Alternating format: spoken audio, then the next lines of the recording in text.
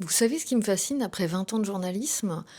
C'est que tout le monde pense savoir interviewer. On a tous un bon micro, un logiciel gratuit et hop, on se lance dans le podcast.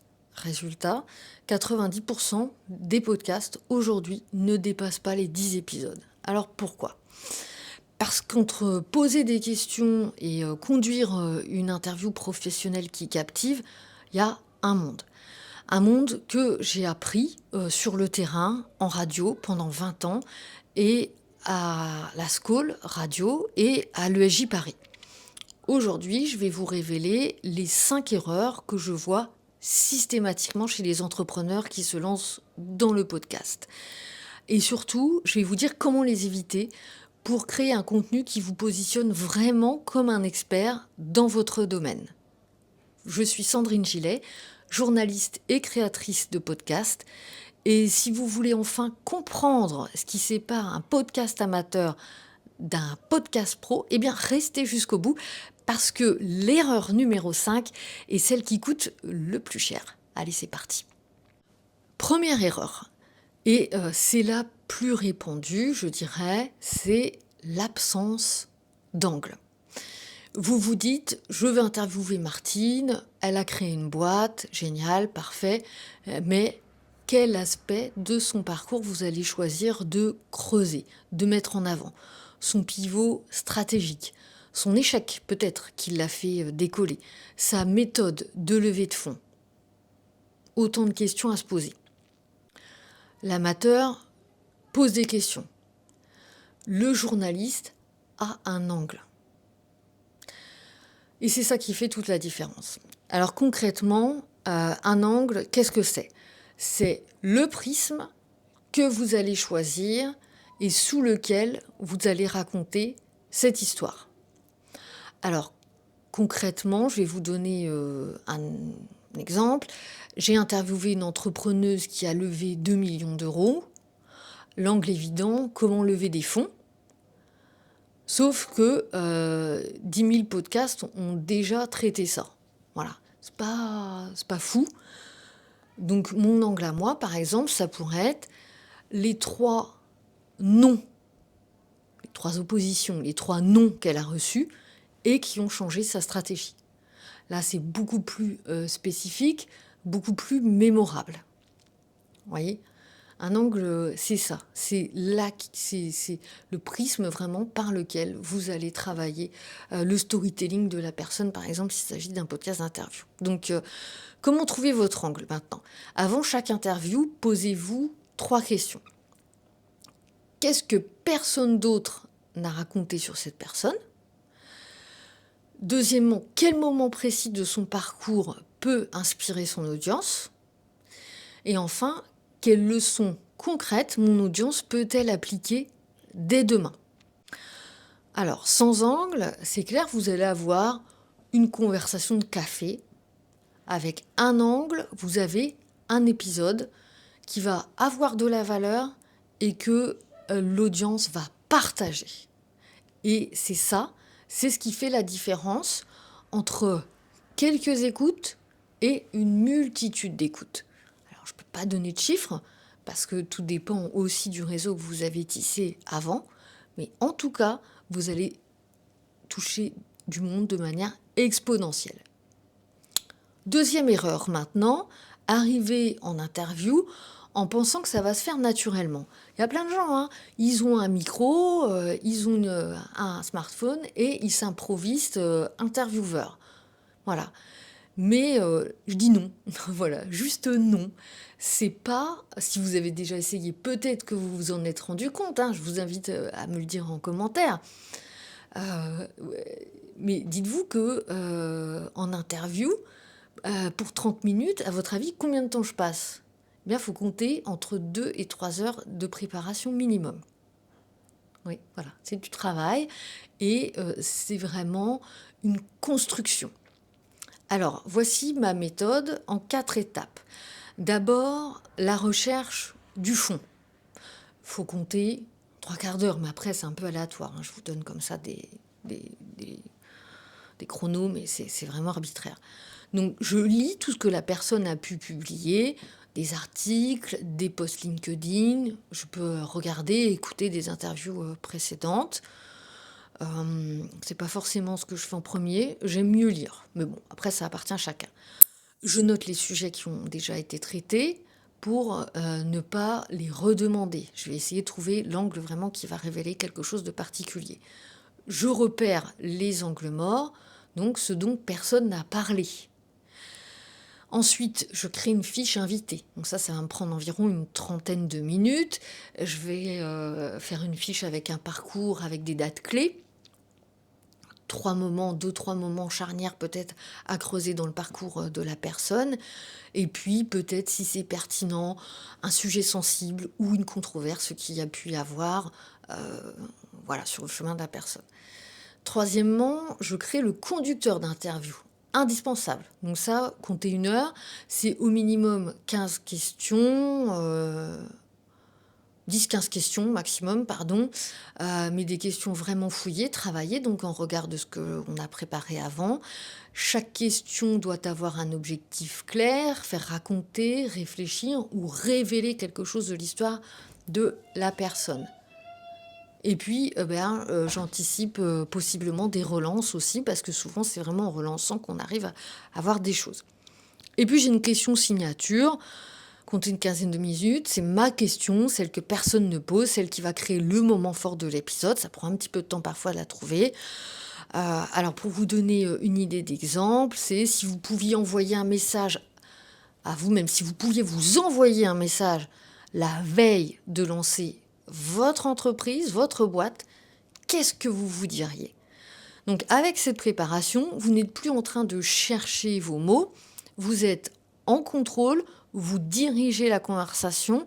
Je l'ai déjà dit, c'est vous le maître du jeu, c'est très important, c'est à vous de guider l'interviewé en face. Et il faut savoir que c'est comme ça, en ayant tout préparé, que vous créez de la valeur. Sans ça, vous obtenez un épisode mou, sans relief, sans moment fort, et personne n'arrive au bout. On va pas se le cacher, ça patauge. Enfin, j'en ai vu, ça patauge. Hein, voilà. Et il y a d'autres erreurs. Troisième erreur. Et celle-là, elle est rédhibitoire, forcément venant d'une journaliste radio, le son de mauvaise qualité. Donc vous pouvez avoir le meilleur contenu du monde, si on entend un écho, des grésillements, un bruit de fond, franchement ça fait pas pro, les gens décrochent. Donc en moyenne, les gens vont tenir 2 minutes. Et encore, je pense que peut-être je suis large. Donc, alors, la bonne nouvelle, c'est qu'il n'y a pas besoin d'un investissement de dingue, d'un studio à 10 000 euros pour avoir un son de qualité. Il y a 3 investissements minimum, je dirais, pour avoir un son professionnel.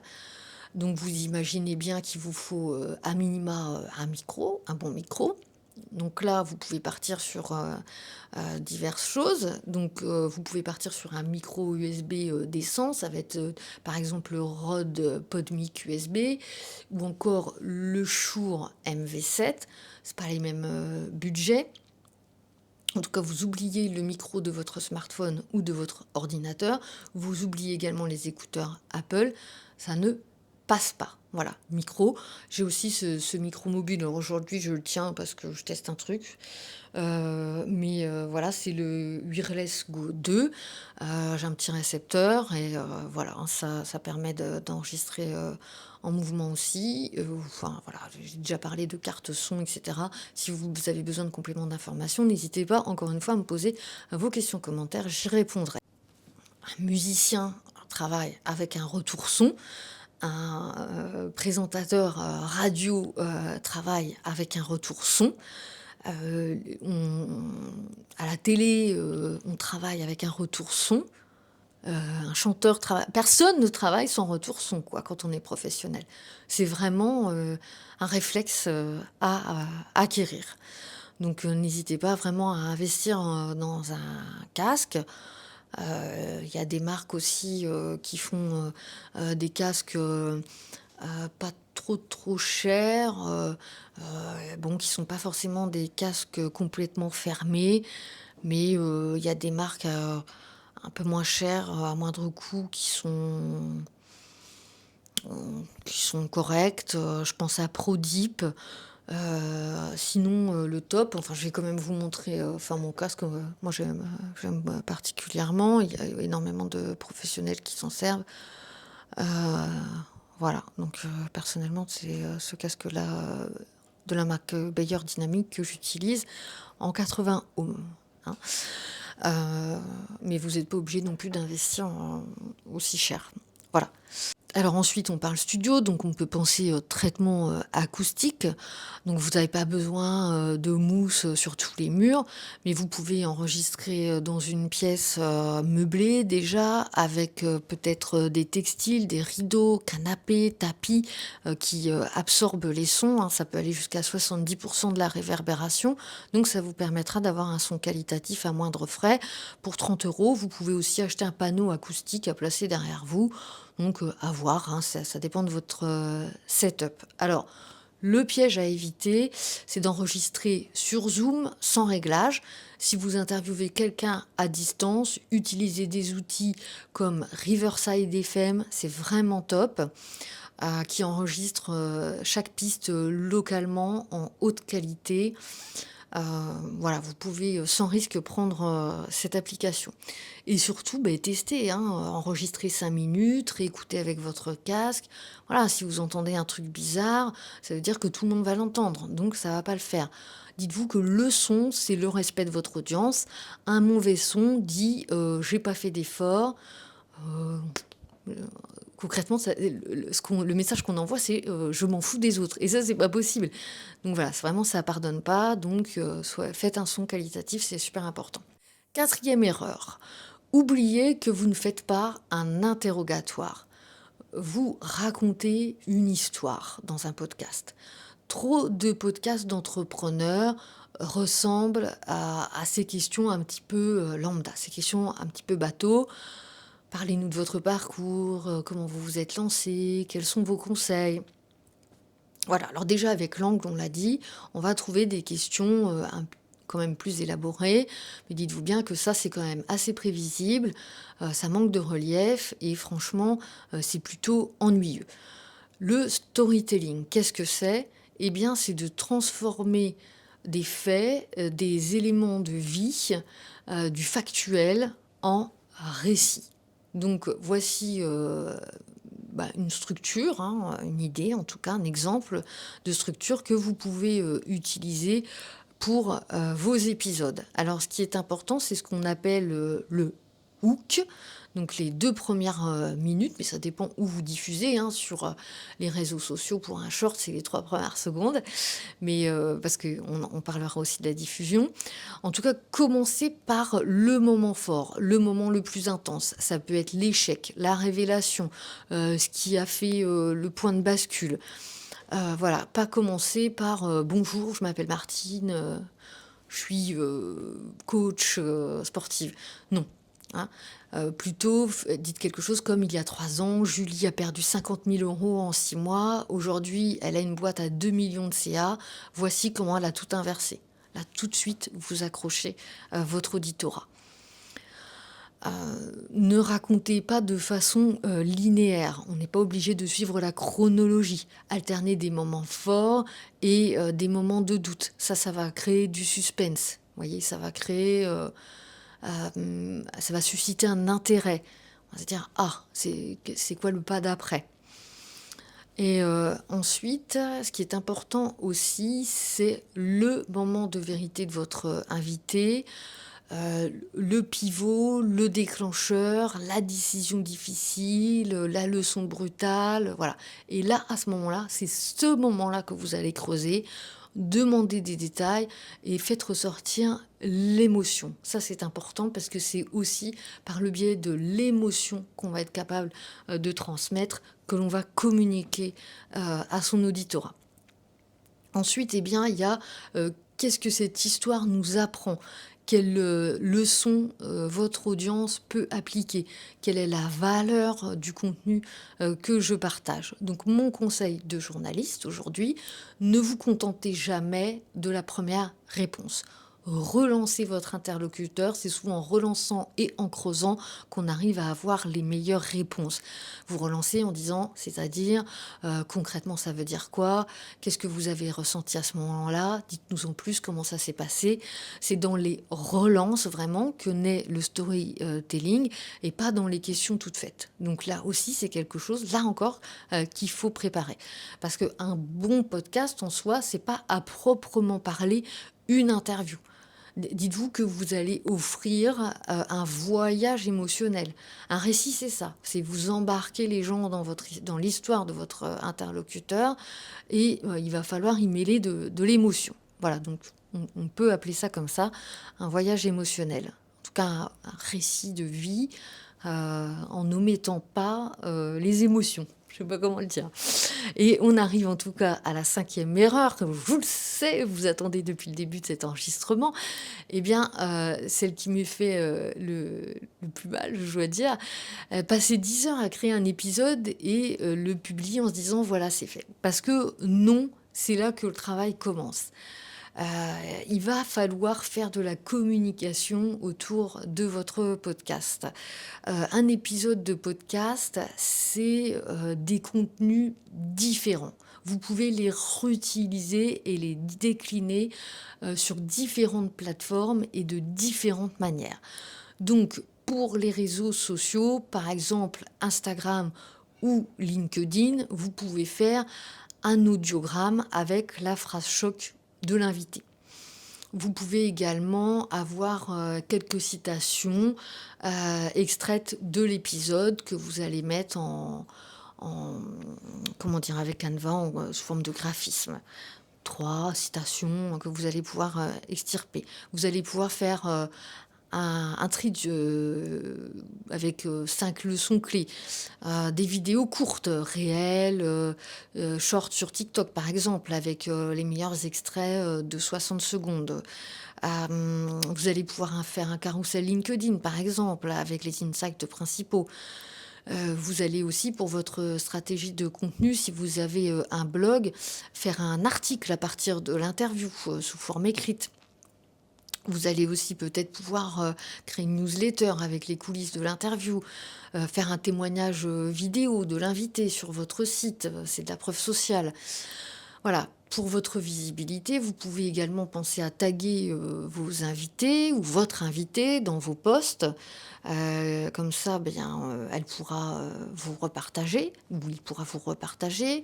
Vous pouvez aussi créer un clip pour l'invité, pour qu'il puisse l'utiliser sur ses réseaux sociaux. Donc tout ça, c'est pas obligé, mais c'est pour vous dire qu'on peut créer énormément de contenu à partir de là. Vous pouvez également ajouter l'épisode à votre portfolio si vous proposez des prestations d'interview. Voilà. Et c'est ce qu'on appelle une stratégie de contenu atomique. Voilà. Un contenu long, ça peut vous donner, on va dire, une dizaine de contenus courts. Voilà. Sans ça, vous limitez la portée de votre podcast à ceux qui écoutent des podcasts. Alors même si ça se répand, ça reste dans une certaine limite. Alors que en diffusant, en communiquant sur différents réseaux sous différents formats, vous allez toucher des milliers de personnes sur tous les canaux. Alors peut-être pas au début, mais en tout cas, ça va aller croissant. Et c'est comme ça que vous transformez donc un podcast en véritable outil de visibilité et de business. Voilà, je vous ai donné mes clés, les 5 erreurs qui tuent un podcast d'entrepreneur. Je vous les rappelle brièvement. C'est 1, pas d'angle journalistique. 2, pas de préparation. Troisièmement, ce sera le son médiocre. En 4, pas de storytelling. Et en 5, c'est ne pas exploiter le contenu que vous venez de créer. Maintenant, vous savez ce qui sépare un podcast qui stagne d'un podcast qui vous positionne vraiment comme un expert dans votre domaine. Alors encore une fois, vous n'allez pas passer de 5 vues à 5000 en 2 jours, mais en tout cas, vous allez avoir une croissance exponentielle en travaillant de cette manière. Alors si vous voulez aller plus loin, sachez que j'ai créé une formation complète où je vous accompagne de A à Z dans la création de votre podcast professionnel, de la stratégie à la technique, en passant par les interviews, la promotion, l'angle journalistique justement dont on parlait précédemment. Et si toutefois vous préférez déléguer, eh bien je propose des prestations d'interview clés en main. Je m'occupe de tout, de la préparation au montage, pour que vous ayez un contenu pro qui renforce votre visibilité sur les réseaux. Après, je ne suis pas à votre place. Si on le fait à distance, il vous faut quand même de bons sons, la bonne lumière, et le bon spot, hein. Ça, je ne pourrais pas le faire pour vous. Mais vous n'aurez que ça à faire. Si vous avez envie d'en savoir plus, tous les liens se trouvent dans la description en dessous. Et si cette vidéo vous a plu, eh bien, je vous invite à liker, à minima, ça m'encourage. Abonnez-vous et dites-moi aux commentaires quelle est l'erreur que vous faites en ce moment dans votre podcast. À très vite en tout cas pour un prochain épisode. Ciao.